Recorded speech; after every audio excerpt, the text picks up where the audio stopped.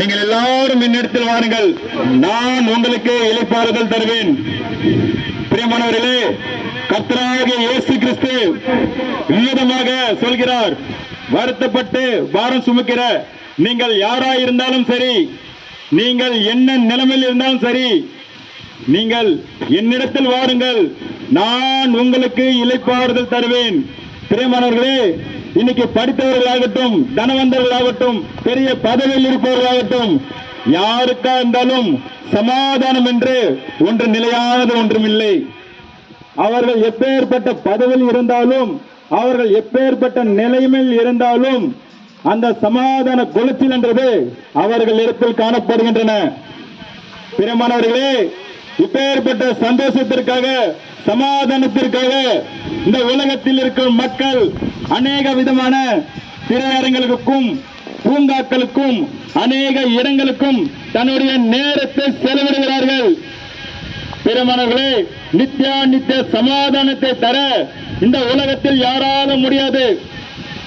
இந்த நிலைமைக்காக கர்த்தராகிய இயேசு கிறிஸ்து வார்த்தை இவ்விதமாக சொல்கிறது, வருத்தப்பட்டு பாரம் சுமக்கிற நீங்கள் எல்லாரும் என்னிடத்தில் வாருங்கள், நான் உங்களுக்கு இளைப்பாறுதல் தருவேன். இப்பேற்பட்ட இளைப்பாறுதலையும் இப்பேற்பட்ட சந்தோஷத்தையும் நமக்கு அவர் தர, நமக்கு அவர் சுத்தமாய் இருக்கிறார்.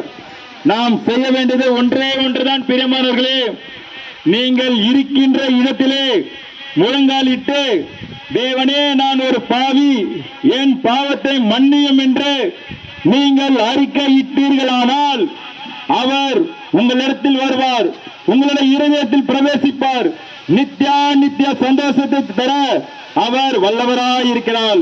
நீங்கள் கொடுக்க வேண்டியது ஒன்றே ஒன்றுதான். உங்களுடைய மனதை திறந்து வைங்கள், உங்கள் இதய கதவை திறந்து வைங்கள், அவர் பிரவேசிக்க அவர் சித்தமாய் இருக்கிறார். பிரியமானவர்களே, நீங்கள் நினைக்கலாம், நான் கடந்து வந்த பாதையிலே அநேக விதமான பாவத்திலும் அக்கிரமத்திலும் ஏதோ வாழ்க்கை பாதை கடந்து விட்டது என்று நீ நினைக்கலாம். பிரியமானவர்களே, அவர் வார்த்தை ஏசாயா 43 வார்த்தை விதமாக சொல்கிறது, நானே உன் மீறுதல்களை என் நிமித்தமாக குலைத்து போடுகிறேன், உன் பாவங்களையும் நினையாமல் இருப்பேன் என்று சொல்கிறார். பிரியமானவர்களே, நீங்கள் கடந்து வந்த பாதை எப்பேற்பட்ட பாதையாக இருந்தாலும் சரி, நீங்கள் உங்கள் பாவத்தை அறிக்கையிட்டு உங்கள் மனக்கதவை திறந்தீர்களானால் அவர் உங்களிடத்தில் வருவார், உங்களோடு பிரவேசிப்பார். நித்திய சமாதானத்தையும், இந்த உலகத்தில் யாராலும் கொடுக்க முடியாத சந்தோஷத்தையும் சமாதானத்தையும் தருவார். பிரியமானவர்களே, இந்த வானம் பூமி ஒரு நாள் ஒழிந்து போகும், கர்த்தருடைய வார்த்தை ஒரு நாளும் ஒழிந்து போகாது. இந்த உலகத்தில் நடக்குகின்ற இப்பேற்பட்ட இயற்கை சீற்றங்கள், பஞ்சங்கள், தேசத்துக்கு தேசம் யுத்தங்கள், இவ்விதமான காரியங்கள் இன்னைக்கு அநேகம் நடந்து கொண்டிருக்கிறது. இதெல்லாம் அந்த காலத்திலே இந்த பரிசுத்த வேதாகமத்தில் எழுதப்பட்ட வார்த்தைகள் தான். அதெல்லாம் இப்போது நடந்து கொண்டிருக்கிறது. பிரியமானவர்களே, ஒரு நாள் இந்த பூமி, இந்த வானம் ஒழிந்து போகும், கர்த்தருடைய வார்த்தை நித்தியமாய் நிலைத்து நிற்கும். நாங்கள் பெற்ற இந்த சமாதானத்தையும் சந்தோஷத்தையும் உங்களுக்கு விவரிக்கிறோம். இப்பேற்பட்ட சமாதானத்தையும் இப்பேற்பட்ட சந்தோஷத்தையும் நீங்கள் பெற்றுக்கொள்ள விரும்பினால், பிரியமானவர்களே, உங்களது மனக்கதவை திறந்து நீங்கள் அறிக்கையிட்டீர்களானால் நீங்கள் ரட்சிக்கப்படுவீர்கள்.